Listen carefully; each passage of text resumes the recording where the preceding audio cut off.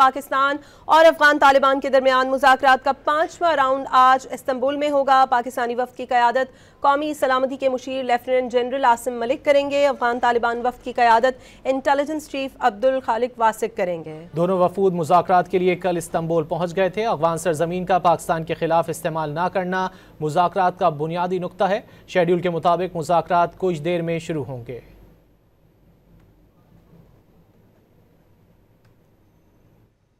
पाकिस्तान और अफगान तालिबान के दरमियान मुज़ाकरात का 5वां राउंड आज इस्तांबुल में होगा। पाकिस्तानी वफ़द की क़यादत कौमी सलामती के मुशीर लेफ्टिनेंट जनरल आसिम मलिक करेंगे। अफगान तालिबान वफ़द की क़यादत इंटेलिजेंस चीफ अब्दुल खालिक वासिक करेंगे। दोनों वफूद मुज़ाकरात के लिए कल इस्तांबुल पहुँच गए थे। अफगान सरजमीन का पाकिस्तान के खिलाफ इस्तेमाल न करना मुज़ाकरात का बुनियादी नुक्ता है। शेड्यूल के मुताबिक मुज़ाकरात कुछ देर में शुरू होंगे।